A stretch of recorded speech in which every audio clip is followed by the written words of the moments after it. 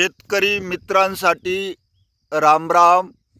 शेतकरी मित्रांनो, शेतकरी आई वडिलांनो, शेतकरी भावांनो, आज कपाशीचं उत्पन्न वाढण्यासाठी सर्व शेतकरी आतोनात प्रयत्न करत आहेत. कपाशीचं उत्पन्न वाढण्यासाठी संपूर्ण आयुष्यभर शेतकऱ्याच्या बांधावर जाऊन प्रयोग करणारे श्री दादा लाड यांच्या मार्गदर्शनातून मी माझ्या गावातलंही उत्पन्न वाढावं म्हणून आपल्यासमोर काही प्रयोग करत आहे. आणि ह्या प्रयोगातून आपल्या सर्वांना सांगतो की तुमच्या कपाशीचं जे जी गळफांदी आहे ती गळफांदी कशी काढावी यासाठी मी आपणाला प्रत्येक शेतकऱ्यांना 2 तास प्रयोग करण्यासाठी 2 तास मागत आहे. ह्या 2 तासाचा जो कापूस आहे तो कापूस तुम्हालाच आणि तुमचा पण कापूस तुम्हाला, फक्त माझी आठ ही राहील. ह्या 2 तासाचा कापूस अलग ठेवायचा आणि दुसऱ्या 2 तासाचा कापूस तुम्ही अलग ठेवायचा आणि आपल्या शेतातली तुलनात्मक कापसाचं उत्पन्न पाहायचं की तो कापूस किती वाढला आहे आणि या तुलनेत माझ्या शेतामध्ये किती कापूस वाढला असता. आपण खूप खूप कष्ट करतो. शेतकऱ्यासारखं कष्ट कोणीच करत नाही, शेतकऱ्यासारखा धोका कोणीच पत्करत नाही. मात्र आपण त्या कापसाचा विचारपूर्वक उत्पन्न घेत नाहीत.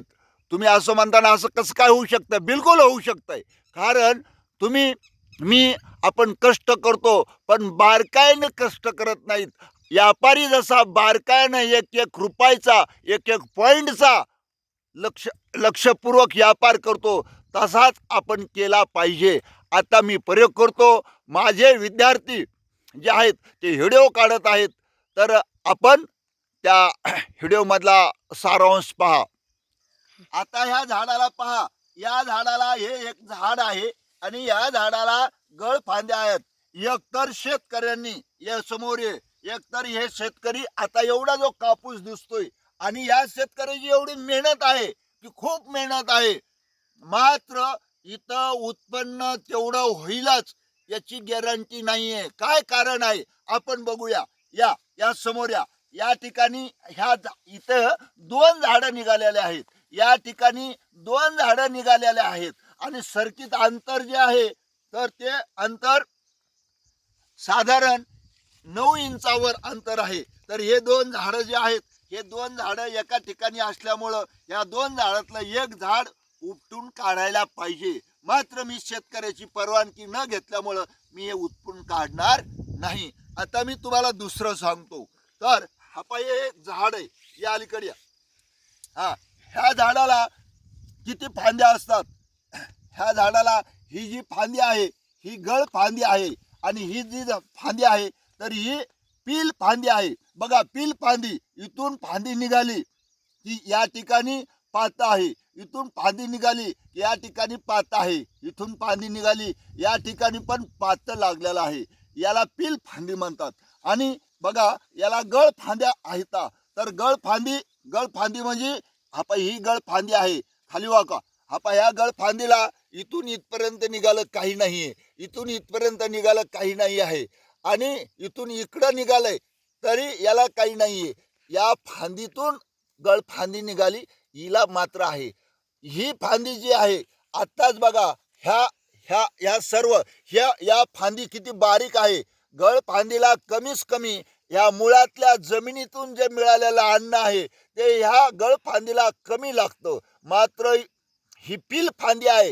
ही पील फांदी झाडातला सरासरी 50% भाग ही खाती. आता इकडची बघा, आता ही एक गळफांदी आहे आणि ह्या गळफांदीला ही 50% भाग खाते आणि यामुळं ह्या कापसातला जो आपला कापसाचा जो भाग आहे याला असं कट करायचंय. आता अशा पद्धतीनं कट करायचंय, अशा पद्धतीनं कट करायचंय. तर असं जर कट केलं तर आणि हा जो कापूस आहे हा कापूस उंचीला उंचीला कमरा इतकाच ठेवला. आमचे लाडदादा सांगत असतात की कापूस कमरा इतका ठेवायचा. का ठेवायचा?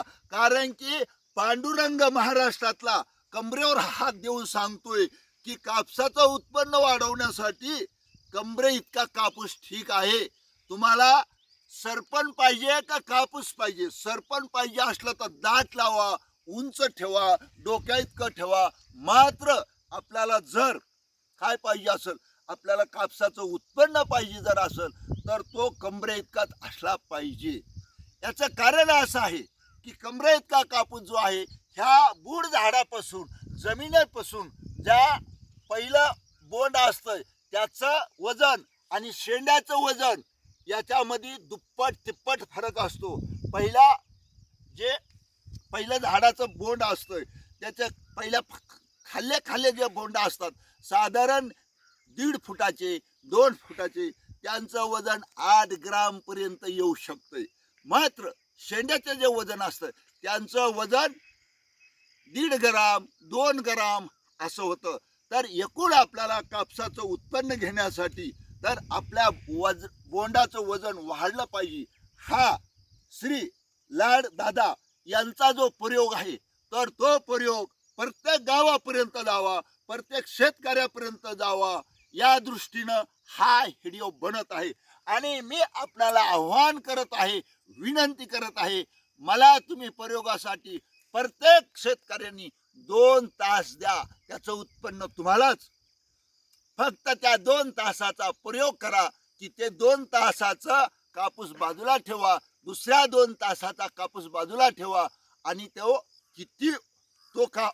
कापसामध्ये किती वाढ झाली एकदा तुमच्या लक्षात आलं रे आलं की तुम्हाला लाडदादांनी सांगायची गरज नाही आणि मीही सांगायची गरज नाही. मित्रांनो, व्हिडिओ थांबवतो.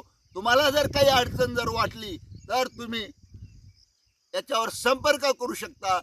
माझ्या मोबाईलवर 94 22 99 37 26. आणि हा व्हिडिओ कुठल्याही लालची पोटी केलेला नाही, शेतकऱ्याचं उत्पन्न वाढवण्यासाठी केलेला आहे. आता तुम्ही म्हणू शकतात आता तुम्ही शाळा सोडून शेताचं उत्पन्न वाढवायला निघालात का? मित्रांनो, शाळा ही चालवली तुमच्याच मुलासाठी, शेतकऱ्याच्या मुलासाठी, सामान्य शेतीमध्ये काम करणाऱ्या मुलासाठी. पुन्हा